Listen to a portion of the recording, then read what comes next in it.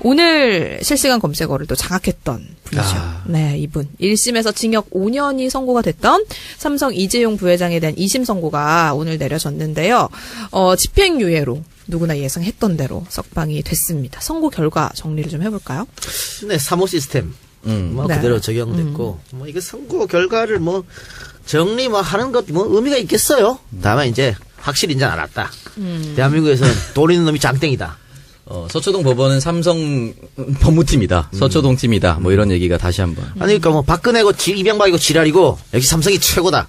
이런 걸 다시 한번 입증하고, 저는, 오늘 판결 낸 판사가, 과연. 정형식 판사. 정년퇴직하고, 어디로 갈지. 그걸 한번 지켜보는 재미가 있지 않겠느냐. 본인은 안 갈 수도 있어요. 자식을 준다든지, 자식이 간다든가. 대를 이어서? 그렇지. 그럴 수도 있어. 예전에 삼성특검 조준웅. 그러니까. 조준특검 아들이. 그렇게 갈 수도 있어요. 그래도 1심 판결하고 좀 달라진 부분이 있거든요, 2심이랑. 1심 판결은 달라지는 건요, 1심에서 인정한 혐의를 2심에서 하나도 인정 안 했다는 거야. 그밖에 없어. 다 그냥, 손수호 변호사보다 더 위대한 변호사들이 진을 치고 있었기 때문에 변호인들이 주장한 모든 것을 재판부가 다 들어줬습니다. 그러니까 특검은 완전 피오패. 약간 충격적이에요. 말도 안 되지. 이 정도면 충격적이고, 사실 1심에서도 교묘하다고 말하는 분들이 있을 정도로 일부분을 살짝 빼면서 그렇지. 항소심에서의 그 집행유예 가능성을 좀 높여졌는데 그게. 그런데 그렇게 예상했던 범위보다도 훨씬 더 무죄의 판결이 더 많아진 것 같습니다. 이거는 말이죠. 예상했던 대로입니다만, 판사가 이렇게 뻔뻔할 수가 있나. 우리는 쪽팔려서도 이렇게 못하는데, 정말 어떻게, 이재용을 빼주기 위해서 논리를 만들었다. 그렇게밖에 보여주지 않아요. 일단 집행유예를 결과로 해놓고, 논리를 거꾸로 한 거 아니냐. 그렇지. 라고 하는 비난을 참여연대에 소속된 그런 법률가들도. 그거는 일반인이 봐도 그래요. 그런데 제일 거기 극명하게 얘가 뭐냐면, 여러 가지 혐의가 있습니다만, 그 중에 재산 국외 도피가 있어요. 네. 근데 여기서 무죄가 된 거 아니에요? 무죄를 뭐라 했냐면, 재산 국외 도피 의사가 없었다. 단지 장소가 외국이었을 뿐이다. 말장난이냐, 씨발. 이거 이제 말장난이다, 이거는. 말이야, 막걸리야. 그러니까, 이 말장난은. 딱 그거지. 술은 마셨는데, 음주운전이다. 이거 다를 게 한 개도 없는 건데요. 범의가 없다고 했으니까 고의가 없다고 한 거죠. 그러니까 이게 뭐냐면, 장소가 외국이다라는 얘기 뭐냐면, 결국은 돈이 삼성 계좌에서 독일에 있는 삼성 계좌로 간 거 아니냐. 이거거든. 근데 말이 안 되는 게 이게, 삼성이 원래 외국에서는 한국계 은행 계좌를 개설하지 않습니다. 이건 꽤 오래된 관행입니다. 그런데 이번에 처음, 최순실하고 정유라를 도와주기 위해서 이번에 처음으로 만들었어. 그 계좌를. 몇십 년 만에 처음으로 만들었습니다. 그래가지고, 그 계좌 가지고, 정유라 말 사준 거거든. 그런데 이거를 인정 안 한 거잖아. 네. 이건 말장난이고, 이게 이재용 변호인단의 말을 다 들어주는 게 뭐냐면, 한참 다툴 때, 이재용 변호인들이 뭐라 했냐면, 사준다! 사준다는 의미가 뭐냐면은, 사준다가 앞에가 말자가 붙었잖아. 말을 사준다. 그러니까, 말은 삼성이 갖고, 사줬으니까 정유라 그냥 타라! 이 말을 했거든? 국어사전까지 뒤바꾼 변호인단이야. 사준다는 의미는 씨발 그냥 내가 사가지고 니한테 다 준다는 의미지. 소유는 삼성이 가지고 있고. 그냥 내가 샀는데 잠깐 넣었어. 정유라한테 사준다냐 씨발. 정유라한테 나도 좀 사주면 좋겠다. 정유라한테 말을 전세 내줬다. 이런 의미로 사용한 거죠. 그렇죠. 그거를 사준다는 의미 그렇다라고 이 변호인단 얘기가 그걸 다 이심 재판부에 다 받아들인 거거든. 지금 그 사준다는 그 부분이 그 말 관련된 부분인데. 그래. 그 말을 그래서 그게 횡령이 안 됐습니다. 그 부분은. 왜냐하면 용역대금 36억만 횡령이 됐고, 뇌물 공여가 됐고, 그리고 또 그 말은 소유권이 안 넘어갔다. 그러니까 말을 제공해서 훈련해주겠다 그러잖아. 이 우리 아들한테 물어봐도 이게 장난치자 진짜. 야. 그래서 그 말 소유권이 안 넘어갔기 때문에 그거는 횡령이 아니고, 그리고 또 하지만 그 말과 차량을 이용할 수 있게 해준 거잖아요. 그래서 그 이용할 수 있게 해준 거는 그것도 뇌물은 맞다라고 봤지만 그 뇌물은 가치평가를 할 수 없다라고도 봤습니다. 그런데 그게 이용료가 왜 가치평가가 안 되나요? 그것도 다 되는데 잘 이해가 좀 안 되는 부분이 있고, 또 조금 전에 그 지적했던 재산 국외 도피죄 부분 있잖아요. 예. 뭐 다른 부분도 대법원이 꼼꼼히 다 보겠습니다만 그 부분 무죄에 대해서는 특검 측에서 아마 강력하게 그렇지. 예, 문제 제기를 할 겁니다. 그리고 이게 또 가장 중요한 거는 묵시적 청탁 여부입니다. 묵시적 청탁이 이루어져야 뇌물형이 인정이 되는 거거든. 제3자 뇌물. 그런데 지금 2심에서 묵시적 청탁을 인지하지 않았어. 그러니까 1심에서는 경영권 승계, 이 포괄적 현안에 대해서 묵시적 청탁을 인정한 겁니다. 그러니까 이재용이가 삼성에 대한 지배력을 강화하려고 박근혜를 도와주려고 딱 보니까 박근혜보다는 최순실하고 정유라를 도와주면 박근혜를 도와주는 거 마찬가지니까. 그래서 박근혜를 지원했다. 이렇게 해가지고 이건 2심 전심이다. 그렇기 때문에 요거는 포괄적 묵시적 청탁이 된다 하고 뇌물죄 인정한 거거든요. 근데 지금 2심에서는 그걸 인정하지 이게 묵시적 청탁이라는 건 구체적 증거가 없기 때문에 인정하지 않았는 건데 이게 앞서 진경준 뇌물 사건이랑 똑같아요. 그럼 뭐냐면은 결국은 앞으로는 보험성 뇌물, 묵시적 청탁, 눈치껏 알아서 청탁하는 것은 무조건 무죄라는 거거든. 이것은 뒷박과는 판결을 뒷박과는 사법 앞으로 있어서 아주 이거는 몹쓸 짓이라고 보고 이 정영식 판사가 논리가 말이 안 되는 게요. 한명숙 2심 재판관이었습니다. 아, 그땐 유죄를 때리고 그렇지. 추징금도 물렸죠. 근데 한명숙은 1심에 무죄, 2심에서 이 사람이 그걸 뒤집어서 유죄를 때렸거든. 네. 근데 한명숙 재판도 웃긴 거야. 돈을 줬다고 한 한만호가 1심에서 지수를 뒤집었어요. 내가 줬다 그랬는데 그때 잘못 말했다. 안 줬다. 그것도 재판정에 와서 뒤집었어. 그리고 돈을 줬다는 구체적 증거가 하나도 없어요. 하나도 없어. 그런데 이 정영식 당시 2심 재판이 한만호 말이 그래도 맞아. 라고 인정한 거거든. 그러니까 정황적 증거, 객관적 증거, 간접적 증거만 가지고 한명숙은 유죄라고 인정했단 말이야. 근데 여기 와서는 이재용 재판에 가서는 그거 아니라고 합니다.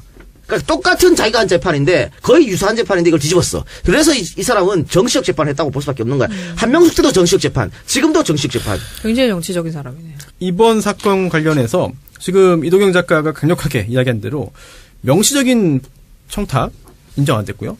또 묵시적인 그런 청탁도 이번에 인정 안 된다고 보았습니다. 1심과 2심이 바뀐 거죠. 그런데 그보다 한 단계 더 앞서서 이렇게 부정한 청탁이 있으려면은 청탁의 대상이 있어야 됩니다. 예. 그런데 이번 항소심은 약간 좀 의아하게도 이 부정한 청탁의 대상이 없다. 그 뭐냐면 승계 작업의 존재 자체를 인정할 수 없다고 봤습니다. 굉장히 좀 약간 충격적인 일이기도 하죠. 왜냐하면 그동안 여러 사람들이 이 삼성 승계 작업 관련해 가지고 동원되었다. 또는 삼성 승계 작업 관련해서 관여했다. 여기에 관여했다라고 해서 구속도 되고 지금 재판도 받고 1심도 유죄 판결이 선고되고 있습니다. 뭐 문정표 전 장관 등이겠죠, 대표적으로. 그런데 이번 항소심은 그동안의 판결 기류와 달리 아예 승계 작업의 존재를 부정해 버렸습니다. 그렇습니다. 그러다 보니까 그 후에는 논리적으로, 연쇄적으로 다 부정되는 거거든요. 그러니까 재판부에서 승계 작업을 왜 부정했냐면 말 그대로 대가 관계가 없다는 거야. 그러니까 이재용은 피해자라는 거거든. 박근혜가 달라 그래 준 거지 뭐 이렇게. 그런데 대가 관계가 왜 없습니까? 삼성물산 제일모직 합병해서 그것도 국가가 개입했어요. 이거 합병해하고 가장 혜택 받은 게 이재용이야. 가장 이득 본 게 이재용이야. 근데 왜 대가 관계가 없어? 그리고 승계 작업 하라고 청와대 문건이 계속 튀어나옵니다.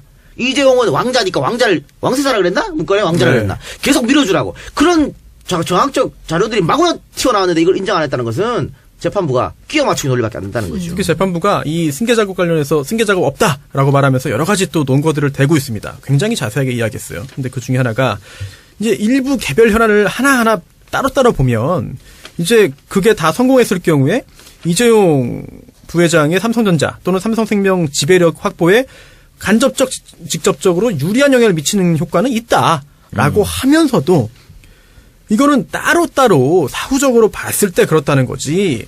그렇게 한다고 해가지고 이게 아예 승계 작업이 존재한다고 보기는 어렵다라고 했는데 이 부분도 약간 잘 이해가 안 가거든요. 승계 작업의 존재가 글쎄요. 증거가 충분히 있지 않나라고 개인적으로는 생각을 하는데 아예 이렇게 승계 작업의 존재 자체를 부정해버리니까 그다음부터는 다 하나하나 다 사라지는 거게 되고요. 또 하나 이게 박근혜 전 대통령과 최순실 씨의 재판에도 영향을 좀 미칠 수 있습니다. 그렇죠. 그래서 이게 지금 1심 판결에 따르면 이건 정말 정경유착의 표본이거든요. 대표적인 그런 사례이기 때문에 비난 가능성이 훨씬 높습니다. 그런데 이렇게 삼성의 이익을 위해서 삼성의 경영권 승계를 위해서 한 행위 서로 돈을 주고받은 게 아니라고 하게 되면 이렇게 변해버립니다. 오늘 이번 항소심의 판단 부분을 짧으니까 하나 읽어드릴게요. 네. 먼저 특검과 원심 1심부터. 특검이 이렇게 말했어요. 삼성이 경영권 승계를 대가로 박 전 대통령과 그 측근에게 뇌물을 준 정경유착 사건의 전형이다. 거기에 대해서 원심이 정치 권력과 자본 권력의 부도덕한 밀착이다. 뭐 이렇게 말했습니다. 예. 그런데 항소심은 완전 다르게 본 거죠. 그렇죠. 정경유착이 아니다. 즉 이거는 대한민국 최고 정치 권력자인 박 전 대통령이 국내 최대 기업 집단인 삼성그룹의 경영직을 겁주고 박 전 대통령의 측근인 최서원, 최순실이 그릇된 모성애로 사익을 추구하였으며 피고인들은 즉 삼성 이재용 등 삼성 관계자입니다. 정유라에 대한 승마 지원이 뇌물에 해당한다는 사실을 알면서도 박 전 대통령과 최순실의 요구를 거절하지 못한 채 거액의 뇌물공으로 나아간 사안이다. 즉 뇌물을 주긴 했다. 잘못이다. 하지만 박근혜, 최순실이 강요에 의해서 겁줘가지고 한 거기 때문에 나중에 최순실, 박근혜 처벌은 모르겠고 일단 이재용 등에 대한 처벌은 강하게 할 수 없다라는 논리를 만들어낸 겁니다. 그러니까 그것도 마찬가지다. 집행유예로 풀어주려고 고뇌물을 인정한 거거든. 말 준 거는. 그래가지고 지금 4년 받았죠, 집행유예. 네. 집행유예 4년 풀어주려고 인정한 거고 결국 끼워 맞추기밖에 안 되는데 중요한 게 특검이 나중에 혹시 어떻게 될지 몰라갖고 영차 독대를 갖고 나왔어요. 지금 1차, 2차 독대, 그 전에 영차 독대가 있었다. 그것도 인정이 안 됐죠. 이재용이는 언제? 이렇게 했거든? 내가 그걸 기억 못하면 내가 침해다. 그렇죠. 그런 얘기 했는데, 안봉근이가 얘기했다고. 그렇습니다. 안봉근이가 미쳤나? 왜 이재용한테 불리한 증언을 합니까? 명함도 받았다. 그럼. 그래서 안봉근의 증언 무시했습니다. 있을 수 없는 이고, 안종범 수첩도 이거 증거 정리 안 한다 그랬어. 박근혜 최순실 재판에 안종범 수첩이 사초라 그래서 다 인정받았는데, 종범실로. 이 재판만 인정이 안 받았어요. 이러니까 이건 끼워 맞추기지. 끼워 맞추는 거 제대로 하지도 못하는 것들이 끼워 맞추기. 이게 영차 독대가 왜 중요했냐면 시기적인 측면을 고려해야 돼서 그렇습니다. 왜냐하면 뭐 삼성의 여러 가지 합병 승인 등등의 그런 게 있고 그 다음에 독대가 있었거든요. 1차 독대가. 그러다 보니까 삼성 측에서는 이거 봐라. 이미 다 끝난 다음에 독대했는데 무슨 부정한 청탁을 하냐? 라고 반박을 했고 여기에 대해서 새로이 나온 증거가 바로 영차 독대입니다. 즉 여러 가지 일들이 이뤄지기 전에도 독대가 있었다. 그 자리에서는 적어도 그러한 청탁들을 했을 것이다. 라고 했고 영차 독대의 증거로 안봉근 증언이 있었습니다만 이번에 인정이 안 된 거죠. 이거는 사실 나중에 상고심 올라가서 어떻게 될지 모릅니다. 근데 이 박근혜가 이재용 재판이 2심 선고를 앞두고 탄원서를 또 재판부에 제출을 하면서 이런 부분을 다 부인을 또 했다 그러더라고요. 근데 그 탄원서는 아무 짝에 쓸모없는 탄원서예요. 별로 뭐 소용없습니다. 네, 소용없어요. 왜냐면 박근혜는 여기 자기 재판이랑 연결돼 있어. 이재용이가 뇌물 무죄 받으면 자기도 무죄 받는 거야. 그렇기 때문에 연결돼 있기 때문에 본인이 예를 들어 그 탄원서를 안 쓰고 직접 증언대 갔다. 그럼 또 모르는데 나가지도 않았잖아. 그렇죠. 그리고 결국은 탄원서 증거 채택도 안 됐거든요. 그러니까 탄원서는 아무 짝에도 쓸모없는 짓 한 거고 이거는 필요 없어. 다만 이 2심 재판부는 이재용이한테 집행유예를 주기 위해서 짜맞추기 위한 재판을 했다. 그렇게밖에 볼 수 없어요. 자, 그러면 문제는 대법원 가서 어떻게 될까? 그러니까 대법원의 판결을 어떻게 전망하세요? 대법원에서요. 네. 재산 국외 도피 부분에 있어서는 대법원이 이번 항소심과 다른 판단을 할 가능성이 저는 상당히 있다고 봅니다. 왜냐하면 이번 항소심 판결을 보더라도 재산 국외 도피의 범의가 없다고 그랬어요. 즉 고의가 없다. 재산을 국외로 도피시킨다는 거에 대한 그런 고의가 없었고 또 도피에도 해당하지 않는다라고 봤는데 이 부분은 뭐 전체가 다 재산 국외 도피는 아니어도 그 1심에서 인정된 용역대금 부분, 해외로 송금한 부분, 예. 그런 부분은 이 작가님이 했던 이야기들을 다 종합해 보더라도 구체적인 정황들이 재산 국외 도피라는 점을 보여주지 않나 저는 개인적으로 생각하거든요. 대법원에서 어떻게 볼지 굉장히 궁금합니다. 예를 들어서 내가 이 미래 미디어에서 우리 저 계좌가 있잖아요. 네. 내가 저기 홍콩에 가고 계좌를 하나 또 개설해. 왜 홍콩이야? 너 도와주려고. 얘 홍콩 가자 시작. 그럼 내가 계좌 하나 개설하고 지한테 우리 미드미디어로 똑같은 계좌로 쌓아가지고 그동안 얘 막 도와줬다. 그래도 그건 재산 해외 도피가 안 되는 거지. 똑같은 논리잖아. 그쵸. 근데 이게 말이 되냐? 말도 안 되는 소리를 지금 한 거야. 이건 진짜. 나는 근데 2심 재판부가 내가 만일 2심 재판부인데 이재용을 빼고 싶다. 그런데 또 이게 또 국민적 감정이라는 게 있고 그런 게 있잖아요. 그래서 그럴 것 따지면 지금 1년 살았지. 네. 야 6개월만 더 살아라. 1년 6개월 실형. 근데 그런 것도 없어. 바로 나가래. 그니까. 야 대단하다. 어느 정도 철판을 깔면 이런 판결이 나오냐 말이지. 그러니까 이제 법 위에 삼성이다라는 비아냥거림이 그렇습니다. 나오고 있는 것 같습니다. 대단합니다. 네. 그래서 앞으로 삼성 주가 계속 떨릴 것 같은데. 그래요? 그래요?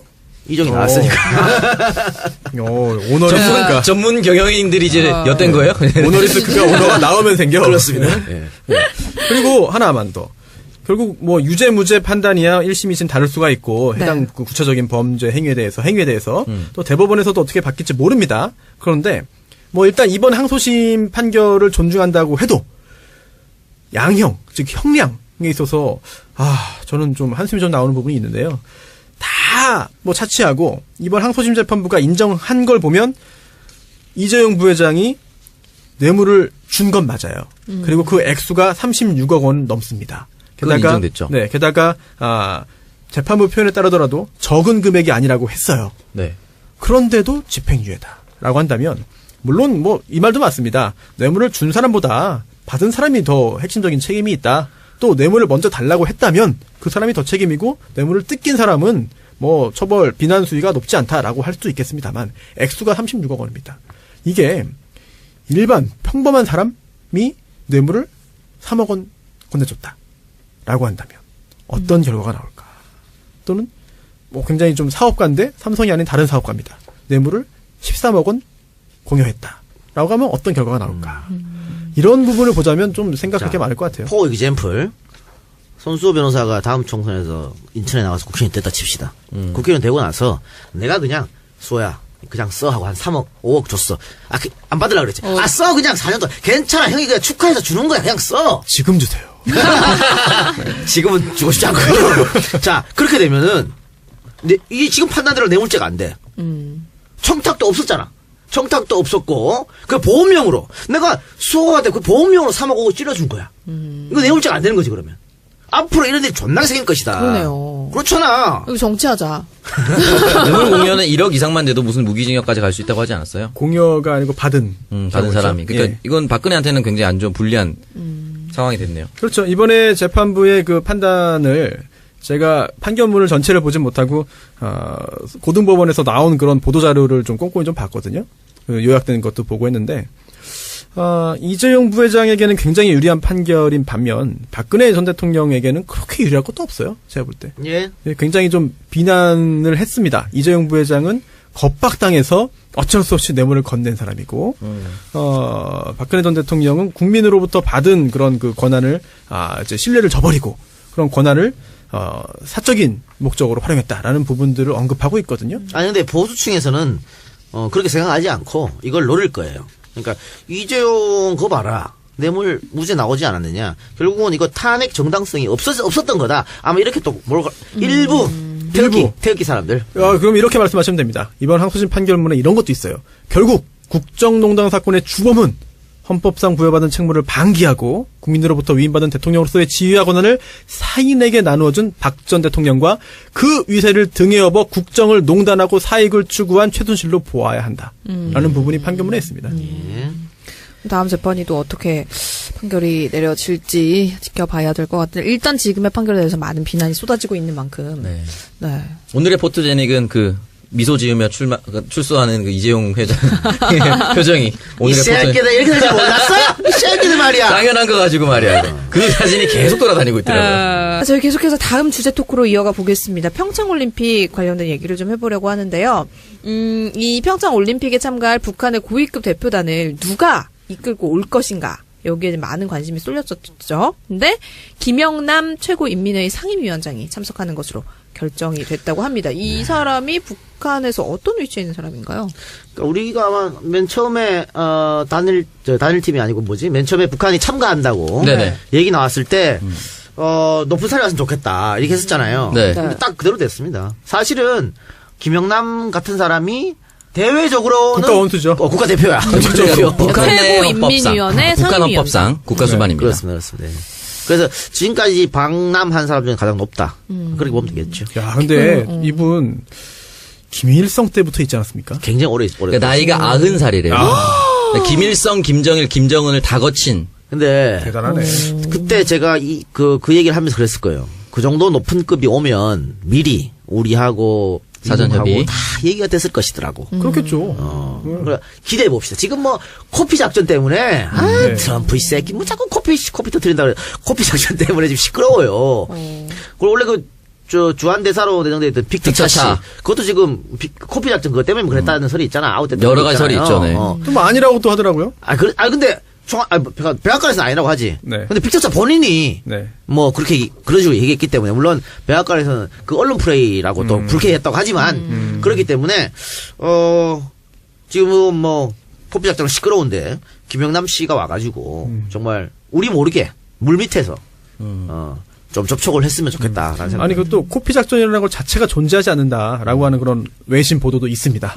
네. 그러니까 트럼프가 그냥 쓸데없이 작전명으로 뭐. 하기엔 조금 너무 애매한 그런 작전명이 아닌가. 코피 터트린다 이씨. 어쨌든 김영남은 이전에는 당 국제부장을 우리나라로 치면 뭐 외교부 장관처럼 외교 정세에 밝은 사람이라서 아마 미국 펜스 부통령이랑 북미 회담을 위해서 아마 사전 교섭이 됐을 것 같은데 잘 됐으면 좋겠다는 마음이 있지만 아마 이 대화는 잘 안 될 것이다라는 추측도 많아요. 왜냐면은 미국이 북한을 압박하는 카드가 두 가지가 있는데 하나는 핵을 포기하라. 또 하나는 인권 문제인데 최근에 트럼프가 백악관에 탈북자를 초대했단 말이죠. 그리고 펜스 부통령이 누구랑 같이 오냐면 오토 원비어라고 북한에 억류됐다가 미국에 풀려난 지 6일 만에 사망한 그 미국인이 있습니다.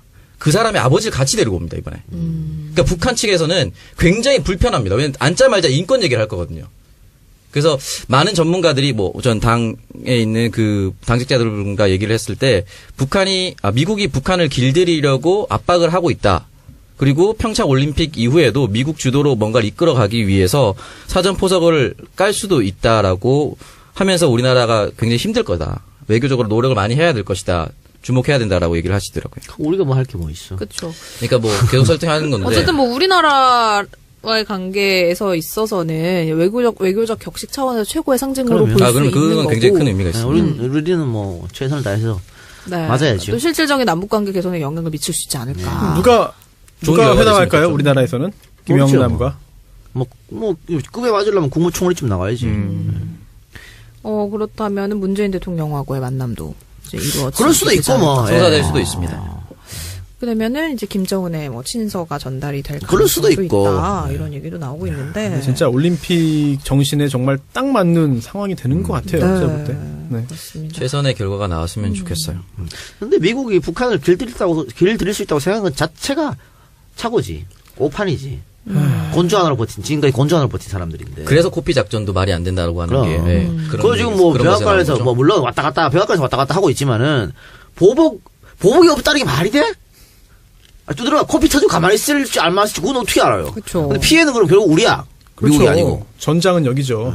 한반도인데. 그건 모르는 일이에요. 함부로 그런 코피 작전한테 얘기하면 안 돼. 네, 그래서 뭐 말도 많고 탈도 많은데 지금 평창 개막식이 이렇게 나흘 앞으로 다가와 있습니다. 저희 녹음 날짜 기준으로. 그래서 지난 주말에 북한 예술단 공연 티켓 응모가 진행이 됐어요. 15만 명이나 신청을 했고 이 중에서 1,500여 명이 추첨을 통해서 티켓을 받게 된다고 합니다. 경쟁률이 정말 어마어마하네요. 여기서 또 노쇼는 안 생기겠죠. 그럼 안 되죠. 노쇼. 노쇼. 우리 노쇼 문화 이제 없어야 됩니다, 이거. 네. 진짜. 뭐 선입금 다 걸어놓고 하든가 그래서 안 돌려주거나 그렇게 해야 됩니다. 맞아요. 네, 북한 예술단 공연 내용에 이제 우리 노래도 굉장히 많이 포함됐다라고 통보를 해왔다고 하는데 어떤 모습 보여줄지, 어떤 공연을 보여줄지 아주 기대가 됩니다. 예, 자유한국당에서 매번 그 선전장으로 활용될 거라 그러는데 그럴 리 없고요. 네. 설사 그렇게 하더라도 우리가 바보입니까? 네, 그리고 여자 아이스하키 단일팀도 이제 평가전을 가졌다고 하는데 북한 선수 4명을 기용을 하기로 했다고 하죠. 그래서 올림픽에서 꼭 좀 승리하는 모습 우리가 볼 수 있었으면 좋겠네요. 꼭 승리가 안 되더라도요. 선전만 펼쳐도 대단한 거죠. 사실 아이스하키가 동계올림픽의 가장 인기 있는 종목이고요. 제가 그 표를 검색했더니 가격을 남자 결승전이 표가 한 장에 90만 원이었나 한 명이? 그 정도로 보러 가신다고 한 거 아니에요? 아니요, 저는 예선전. 예선전은 뭐 좀 쌉니다. 네, 그것도 비싼 거죠 사실은. 근데 그 정도로 인기 있는 종목인데 사실 굉장히 좀 최강국과 비교해서 우리나라가 남녀 모두 수준이 좀 떨어지는 건 사실인데 뭐 기화 선수도 적극적으로 유치하고 또 훈련도 열심히 해가지고 실력이 많이 오르긴 했어요. 하지만 정말 이기는 거를 보기 위해서 기대하는 것보다는 이렇게 참가해서 같이 하고 또 단일팀도 구성하고 또 강팀과 뭐 겨뤄보고 하는 것 그 자체만으로도 굉장히 의미가 있는 것 같아요. 이게 꼭 지면은 단일팀이 해서 졌다 뭐 이런 얘기 또 하는 사람도 있을 거거든요. 아니, 그렇진 않고, 객관적으로 우리가 그 전력이 떨어지니까, 그런데 그 개최국 프리미엄이라는 게 있고, 또 압도적 응원 속에서 혹시라도, 기적이 일어난다면. 아우, 너무 좋죠. 그렇죠. 이기면 최고고. 한 경기라도. 또 한일전이 아니죠, 이제. 그 일본과의 경기가 있습니다. 여자 아이스하키 같은 네. 경우에는 예선전에 그 부분이 굉장히 좀 관심을 끄는 경기 중에 하나가 되지 않을까 싶어요. 뭐 좋은 성적이 꼭 나왔으면 좋겠고. 남자 아이스하키팀 골키퍼 캐나다 선수가 귀화를 해서 골키퍼. 달튼인가요? 예, 꼴리라고 하더라고요. 그 골키퍼. 네. 근데 그분이 헬멧을 이순신 장군을 박았다가 IOC에서 제재받아서 바꿨습니다. 정치적인 의미가 있다. 정치적인 의미가 네. 있다 해가지고 조금 아쉽지만 어쨌든 뭐 선전하시길 진심으로 기원합니다. 더 좋은 모습 한번 기대를 그래서 해보겠습니다. 우길승천기는 또 된다고 했다면서요. 그런 씨. 네.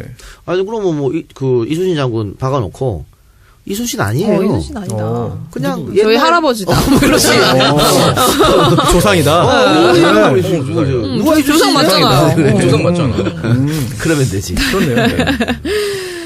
네, 그래서 저희 바로 또 다음 주제로 이어가 보겠습니다. 서지영 검사가 폭로한 안태근 성추행 사건의 진상조사가 지금 본격적으로 진행이 되고 있습니다. 저희가 지난주에 녹음을 할 때 이제 이 얘기가 나왔었는데, 주말에 서지영 검사가 진상조사단에 나와서 9시간 넘게 조사를 진행을 했다고 하는데, 뭐 안태근과 최교일에 대한 조사도 곧 이루어질 것으로 보입니다. 이 두 분이 조사에 과연 순순히 응할까요? 아니요. 뭐 굳이 뭐 두 분이라고 할 거 있겠습니까? 이 최교일은 면책 특권이 있어 잘 모르겠어요. 이 두 놈이? 아니, 두 사람 그냥 다 안 받으면 그만이야. 아니 뭐 면책 특권을 뭐 넘어서 안 받으면 그만 방법이 없어요. 뭐 그거를 논할 것 필요도 없이 이게 이 지금 이상- 수사가 아니에요. 진상조사예요. 정식 수사도 아니고요. 또 정식 수사라 하더라도 참고인이라고 한다면 나오라고 해도 안 나가면 안 그만입니다. 그만이야. 그리고 지금 이게 썩었네. 성추행 성희롱 사건인데 네. 일단 성추행 성희롱 사건은 이게 오래됐기 때문에 벌써 공소시효가 지났어요. 그렇죠. 예, 강제추행죄가 지금은 법이 바뀌어가지고 친고죄가 아닌데 이 당시 2010년이죠. 그렇죠. 이 당시만 해도 친고죄였고 친고죄의 경우에는 고소 기간이 굉장히 짧습니다. 6개월입니다. 예, 그게 이미 지난 지 오래기 때문에 설령 그런 일이 실제 있었다 하더라도 지금은 처벌할 안 수가 돼요. 없는 것이고 그래서 이건 안 되는 거고 그럼 처벌할 수 있는 방법은 없냐 하나 있어요. 덮은 거. 덮은 거도 있고 또 인사발령을 낸 거. 그건 이제 뭐 직무유기 뭐 이렇게 할 수 있거든요. 직권남용이냐 이런 직권남용 거. 할 수 있는데 그것도 인사발령도 인사라는 게 뭐예요? 주관적인 거야. 예를 들어서 내가 박누리 보고 야 너 앞으로 청정구역 가지 말고 수다맨으로 가. 이거 인사발령이잖아. 네. 영전한 거야? 뭐가 인사발령인데 내가 누리한테 뭔가 해주기 위해서 그랬다 치자고. 이걸 어떻게 증명할 거야? 쉽지 않죠. 이 증명이 안 돼요, 이거는. 그럼요. 얘만큼 색들이 잘하는 여자가 어딨냐? 이렇게 논리를 붙이면. 그러니까 증명이 안 되기 때문에 마찬가지입니다. 이것도 그런 일이 있었다 하더라도 이거 증명하기 상당히 어려워요. 네. 그렇기 때문에 이 사건에 이 두 사건 다 최교일하고 안태근이 안 나가면 그만입니다. 이제 강제할 그렇죠. 방법이 없어요. 지금 뭐 명예훼손까지 언급을 하면서 부인을 하고 있더라고요. 그러면 명예훼손죄로 고소를 하면 되는데 안 고소를 안 그러겠죠, 하겠죠. 안 하죠. 당연히 안 하죠. 예. 그게 좀 안타깝습니다. 그러니까 용기 내서 이렇게 폭로를 해서 하는 거에 대해서 또 일각에서는 또 재수없게 경찰 신고는 112다 이렇게 해서 막 서지현 검사 눈 가려서 이렇게 포스터 만들고 돌아다니는 애들이 있어요. 그게 문제야. 완전 자 이런 도라이 같은 일들이 이게 뭐 보수를 살리는 겁니까? 이거 그게 말도 안 되는 아니, 거예요. 그게 무슨 의미예요? 그거 정신 나간 거예요. 아니 그거는 그리고 진짜 그게 명예훼손이에요. 그걸 뭐 민주당 비례대표 1번 받겠네 이런 댓글들이 돌아다녀요. 일베도 그렇게 하고 있지만 진보라고 하는 사람도 똑같이 얘기하고 있어요. 그래요. 뭐냐면 그 왜 이 서검사의 변호사 김재련? 그 사람의 과거 파고 또 그 사람이 박상기를 건드렸잖아. 결국은 정치적 목적으로 이렇게 한 거 아니야? 문재인 정권 망하게 하려고? 그래서 지금 양쪽에서 그런 얘기를 하고 있어 지금. 그러니까 서지현 검사 같은 경우에는 결국은 통영에서 서울로 올라고 일부러 이걸 터뜨렸다. 그런 얘기를 하고 있다고 양쪽에서. 그러니 이게 뭐 하는 짓거리지? 그렇게 함으로써 지금 안태근이하고 최교리가 쏙 들어갔어요? 제가 그 종편도 뭐 가끔씩 출연하고 있는데 뭐 고정적으로 하는 거 말고는 거의 출연 못 합니다만 이 부분에 있어서 검찰 내의 성적인 문제들이라든지 또는 검찰 조직의 문제라든지 네. 아니면 실제로 당시에 강제추행이 있었는지 덮었는지 여부에 대한 그 질문들을 받는데 거기에 이제 하나가 항상 끼어요. 그러면서 하나 강제추행이 있었는지, 둘 덮었는지, 셋 박상기 장관이 조치를 제대로 하지 않은 것은 문제가 없는지 패키지로 묶여요. 항상 그러니까 질문이. 웃긴 거지. 박상기는 곁다리야. 왜 자꾸 그러니까요. 쓸데없는 얘기를 하고 자빠졌어. 그러니까 이게 의도인지 실수인지 아니면 생각 없는 건지 모르겠지만 김재련 변호사의 그 지적 또 시청률이 높은 그런 프로그램에 나가서 굉장히 좀 적극적으로 그 얘기를 했잖아요. 그게 영향이 있어요. 김재련은 사퇴했잖아요. 사퇴했죠. 그래. 근데 지금도 그러면 안 된다는 거지. 다시 본질로 돌아와야 됩니다. 그럼요. 그리고 이거 소검사를 왜 욕해? 이거는 말도 안 되는 일이거든. 그거는 말이 안 되죠. 이거는 진짜 말도 안 이거 됩니다. 얼마나 큰 용기를 내서 얘기한 건데 이거 네. 자기 서울로 올라오려고 지금 이런 짓을 벌였다는 게 말이 됩니까? 그게 진짜 가짜 뉴스죠. 검찰 내에서도 그런 얘기 많이 나오고 있어요. 그러니까 서검사가 지금 너무 실망한 거야. 검찰 내에서 그런 말을 하고 있는데 네티즌들까지 그런 얘기를 하고 있으니까 답답한 거지. 특히나 뭐 업무 능력이 좋지 않았다라든지 지적을 받았다든지 그런 이야기도 검찰 발로 나오고 그러니까 있거든요. 전형적인 물타기입니다. 이거는. 네. 근데 이 허위 소문들의 주요 유통 경로가 이제 일베나 얘기라는 얘기도 하더라고요. 근데 뭐 어쨌든 이 서지현 검사 외에 다른 성범죄들에 대한 조사도 이루어져야 하는데 피해자가 나서지 않는다면 사실 이건 힘들거든요.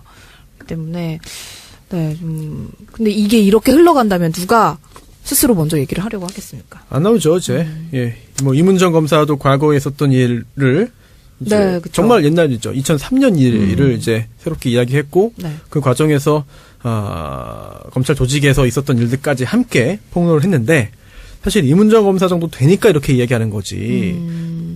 실제로 피해를 입었던 다른 여자 검사들이 뭐 존재하겠죠. 존재한다면 지금 상황이 어떻게 흘러가는지를 보고 오히려 더더욱 드러내놓고 얘기를 그래 나는 얘기하면 안 되겠구나라는 결심을 굳힐 것 같습니다. 근데 지금 이문정 검사가 지금 언론 미투에 동참했다고 하는데요. 네. 미투에 동참하려면 이 가해자가 누군지 까야 돼요. 아직 안 밝혔나요? 네. 그냥 아직 이름은 밝히지 않았어요. 당시에 그 직속 상관 부장검사라고 하면 누군지를 아는 사람은 찾아보면 확인할 수 있겠지만 일반적으로 그 이름을 얘기하지 않았다 그렇죠. 이런 거고. 그러니까 실질적으로 미투 운동을 하려면 까야 된다고 좀 보고 이거 말고 심각한 사건이 있어요.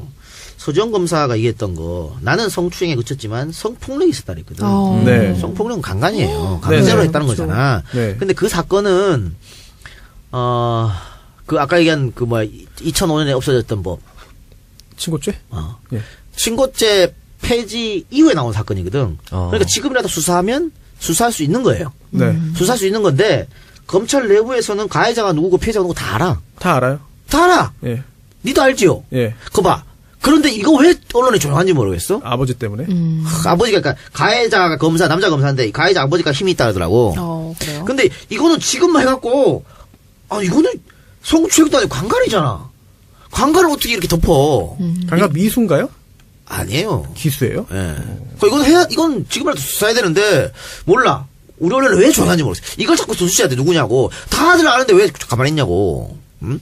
친고죄도 폐지됐는데 안 그래요? 네. 지금 이문정 검사나 서지현 검사도 물론 이렇게 높낮이 경종을 따지면 안 되지만 그래도 여기는 성추행에 그쳤죠. 이건 성폭행인데. 폭행은 이해할 수 없어요. 네, 근데 어쨌든 추행이든 폭행이든 조직 사회에서의 그런 위계에 의한 이런 성범죄 행위 좀 이번 계기로 좀 근절될 수 있기를 기대를 해보겠습니다. 평가가 안 되나요? 그럼요. 그것도 다 되는데 잘 이해가 좀 안 되는 부분이 있고 또 조금 전에 지적했던 세상 국외 도피죄 부분 있잖아요. 네. 다른 부분도 대법원이 꼼꼼히 다 보겠습니다만 그 부분 무죄에 대해서는 특검 측에서 아마 강력하게 그렇지. 문제 제기를 할 겁니다. 그리고 이게 또 가장 중요한 거는 묵시적 청탁 여부입니다. 묵시적 청탁이 이루어져야 뇌물형이 인정이 되는 거거든. 제3자 뇌물. 그런데 지금 2심에서 묵시적 청탁을 인지하지 않았어요. 그러니까 1심에서는 경영권 승계, 이 포괄적 현안에 대해서 묵시적 청탁을 인정한 겁니다. 그러니까 이재용이가 삼성에 대한 지배력을 강화하려고 박근혜를 도와주려고 딱 보니까 박근혜보다는 최순실하고 정유라를 도와주면 박근혜를 도와주는 거 마찬가지니까. 그래서 박근혜를 지원했다. 이렇게 해가지고 이건 2심 전심이다. 그렇기 때문에 요거는 포괄적 묵시적 청탁이 된다 하고 뇌물죄 인정한 거거든요. 근데 지금 2심에서는 그걸 인정하지 이게 묵시적 청탁이라는 건 구체적 증거가 없기 때문에 인정하지 않았는 건데 이게 앞서 진경준 뇌물 사건이랑 똑같아요. 그럼 뭐냐면은 결국은 앞으로는 보험성 뇌물, 묵시적 청탁, 눈치껏 알아서 청탁하는 것은 무조건 무죄라는 거거든. 이것은 뒷바꿔는 판결을 뒷바꿔는 사법 앞으로 있어서 아주 이거는 몹쓸 짓이라고 보고 이 정영식 판사가 논리가 말이 안 되는 게요. 한명숙 2심 재판관이었습니다. 그때 유죄를 때리고 그렇지. 추징금도 물렸죠. 근데 한명숙은 1심에 무죄, 2심에서 이 사람이 그걸 뒤집어서 유죄를 때렸거든? 네. 근데 한명숙 재판도 웃긴 거야. 돈을 줬다고 한 한만호가 1심에서 진술을 뒤집었어요. 내가 줬다 그랬는데 그때 잘못 말했다. 안 줬다. 그것도 재판정에 와서 뒤집었어. 그리고 돈을 줬다는 구체적 증거가 하나도 없어요. 하나도 없어. 그런데 이 정영식 당시 2심 재판이 한만호 말이 그래도 맞아. 라고 인정한 거거든? 그러니까 정황적 증거, 객관적 증거, 간접적 증거만 가지고 한명숙은 유죄라고 인정했단 말이야. 근데 여기 와서는 이재용 재판에 가서는 그거 아니라고 합니다. 그러니까 똑같은 자기가 한 재판인데 거의 유사한 재판인데 이걸 뒤집었어. 그래서 이 사람은 정치적 재판을 했다고 볼 수밖에 없는 거야. 한명숙 때도 정치적 재판, 지금도 정치적 재판. 굉장히 정치적인 사람이네요. 이번 사건 관련해서 지금 이도경 작가가 강력하게 이야기한 대로 명시적인 청탁 인정 안 됐고요. 또 묵시적인 그런 청탁도 이번에 인정 안 된다고 보았습니다. 1심과 2심이 바뀐 거죠. 그런데 그보다 한 단계 더 앞서서 이렇게 부정한 청탁이 있으려면은 청탁의 대상이 있어야 됩니다. 예. 그런데 이번 항소심은 약간 좀 의아하게도 이 부정한 청탁의 대상이 없다. 그 뭐냐면 승계 작업의 존재 자체를 인정할 수 없다고 봤습니다. 굉장히 좀 약간 충격적인 일이기도 하죠. 왜냐하면 그동안 여러 사람들이 이 삼성 승계 작업 관련해 가지고 동원되었다. 또는 삼성 승계 작업 관련해서 관여했다. 여기에 관여했다라고 해서 구속도 되고 좀 재판도 받고 1심도 유죄 판결이 선고되고 있습니다. 뭐 문영표 전 장관 등이겠죠, 대표적으로. 그런데 이번 항소심은 그동안의 판결 기류와 달리 아예 승계 작업의 존재를 부정해 버렸습니다. 그렇습니다. 그러다 보니까 그 후에는 논리적으로, 연쇄적으로 다 부정되는 거거든요. 그러니까 재판부에서 승계 작업을 왜 부정했냐면 말 그대로 대가 관계가 없다는 거야. 그러니까 이재용은 피해자라는 거거든. 박근혜가 달라 그래 준 거지 뭐 이렇게. 그런데 대가 관계가 왜 없습니까? 삼성물산 제일모직 합병해서 그것도 국가가 개입했어요. 이거 합병해하고 가장 혜택 받은 게 이재용이야. 가장 이득 본 게 이재용이야. 근데 왜 대가 관계가 없어? 그리고 승계 작업 하라고 청와대 문건이 계속 튀어나옵니다. 이재용은 왕자니까 왕세자라 그랬나? 문건에 왕자라 네. 그랬나? 계속 밀어주라고. 그런 정황적 자료들이 마구나 튀어나왔는데 이걸 인정 안 했다는 것은 재판부가 끼워 맞추기 논리밖에 안 된다는 거죠. 특히 재판부가 이 승계 작업 관련해서 승계 작업 없다라고 말하면서 여러 가지 또 논거들을 대고 있습니다. 굉장히 자세하게 이야기했어요. 근데 그 중에 하나가 이제 일부 개별 현안을 하나하나 따로따로 보면 이제 그게 다 성공했을 경우에 이재용 부회장의 삼성전자 또는 삼성생명 지배력 확보에 간접적, 직접적으로 유리한 영향을 미치는 효과는 있다라고 하면서도 이거는 따로따로 사후적으로 봤을 때 그렇다는 거지. 그렇게 한다고 해가지고 이게 아예 승계 작업이 존재한다고 보기는 어렵다라고 했는데 이 부분도 약간 잘 이해가 안 가거든요.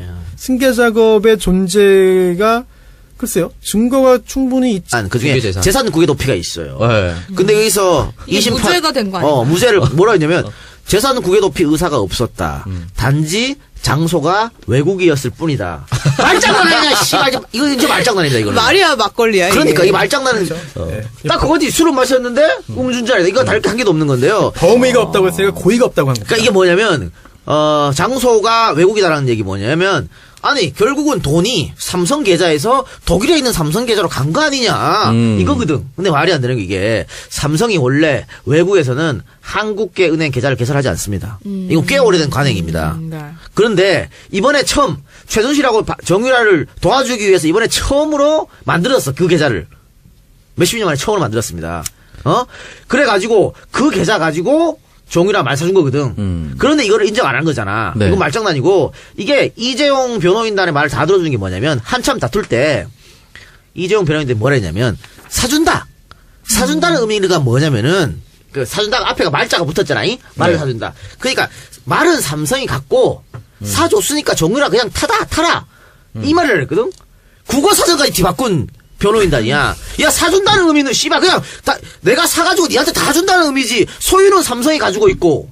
그냥 내가 샀는데 잠깐 넣었어. 그러니까, 정유라한테 그게 사준다냐 씨발. 정유라한테 나도 좀 사주면 좋겠다. 정유라한테 말을 전세 내줬다. 이런 의미로 네, 사용한 거죠. 그렇죠. 그거를 사준다는 의미 그렇다라고 이 변호인단 얘기가 그걸 다 이심 재판부에 다 받아들인 거거든. 지금 그 사준다는 그 부분이 그 말 관련된 부분인데. 그래. 그 말을, 그래서 그게 횡령이 안 됐습니다. 그 부분은. 왜냐하면 용역대금 36억만 횡령이 됐고, 뇌물 공여가 됐고, 그리고 또 그 말은 소유권이 안 넘어갔다. 그러니까 말을 제공해서 훈련해 주겠다 그러잖아. 이 장난 우리 아들한테 물어봐도 이게 장난치자 진짜. 야. 그래서 그 말 소유권이 안 넘어갔기 때문에 그거는 횡령이 아니고, 그리고 또 하지만 그 말과 차량을 이용할 수 있게 해준 거잖아요. 그래서 그 이용할 수 있게 해준 거는 그것도 뇌물은 맞다라고 봤지만 그 뇌물은 가치 평가를 할 수 없다라고도 봤습니다. 근데 그게 이용료가 왜 가치지 않나라고 개인적으로는 생각을 하는데 아예 이렇게 승계 작업의 존재 자체를 부정해 버리니까 그 다음부터는 다 하나하나 다 사라지는 거게 되고요. 또 하나 이게 박근혜 전 대통령과 최순실 씨의 재판에도 영향을 좀 미칠 수 그렇죠. 있습니다. 그렇죠. 그래서 이게 지금 1심 판결에 따르면 이건 정말 정경유착의 표본이거든요.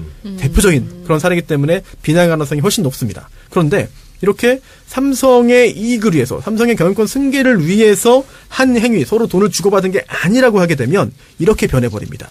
오늘 이번 항소심의 판단 부분을 짧으니까 하나 읽어드릴게요. 네. 먼저 특검과 원심 1심부터 특검이 이렇게 말했어요. 삼성이 경영권 승계를 대가로 박 전 대통령과 그 측근에게 뇌물을 준 정경유착 사건의 전형이다.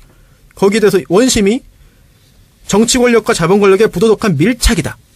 뭐 이렇게 말했습니다. 예. 그런데 항소심은 완전 다르게 본 거죠. 그렇죠. 정경유착이 아니다. 즉 이거는 대한민국 최고 정치 권력자인 박 전 대통령이 국내 최대 기업 집단인 삼성그룹의 경영직을 겁주고 박 전 대통령의 측근인 최서원, 최순실이 그릇된 모성애로 사익을 추구하였으며 피고인들은 즉 삼성 이재용 등 삼성 관계자입니다.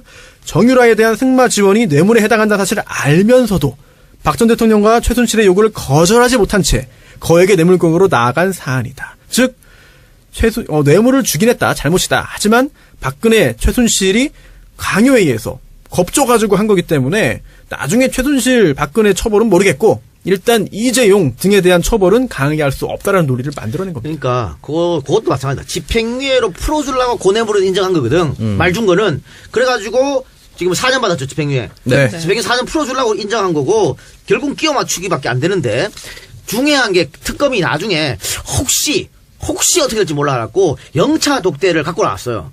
지금 1차, 2차 독대 그 전에 영차 독대가 있었다. 그것도 인정이 안 됐죠. 이재용이는 언제 이렇게 했거든. 내가 그걸 기억 못하면 내가 침해다. 그렇죠. 그런 얘기했는데 안봉근이가 얘기했다고. 그렇습니다. 안봉근이가 미쳤나? 왜 이재용한테 불리한 증언을 합니까? 명함도 받았다.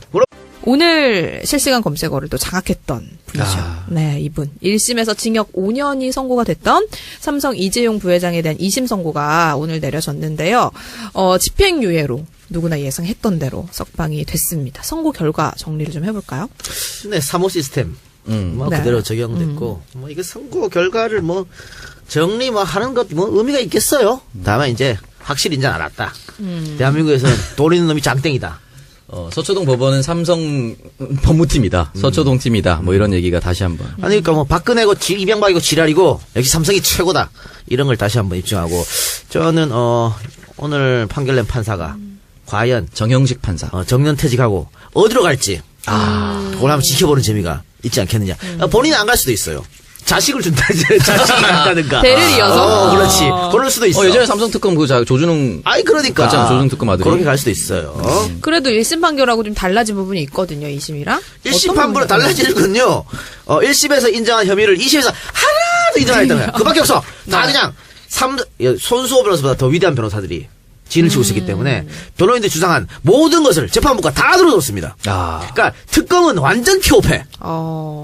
약간 충격적이에요. 말도 안 되는 이 정도면 충격적이고 사실 1심에서도 교묘하다고 말하는 분들이 있을 정도로 일부분을 살짝 빼면서 그렇지. 항소심에서의 그 집행유예 가능성을 좀 높여졌는데 그게 그런데 그렇게 예상했던 범위보다도 훨씬 더 무죄의 판결이 더 많아진 것 같습니다. 이거는 네. 말이죠. 예상했던 대로입니다만 판사가 이렇게 뻔뻔할 수가 있나? 우리는 쪽팔려서도 이렇게 못하는데, 정말 어떻게 이재용을 빼주기 위해서 논리를 만들었다. 그렇게밖에 보여주지 않아요. 일단 집행유예를 결과로 해놓고 논리를 구성 그렇지. 거꾸로 한 거 아니냐? 그렇지. 라고 하는 비난을 참여연대에 소속된 그런 법률가들도 그거는 하고 일반인이 봐도 그래요.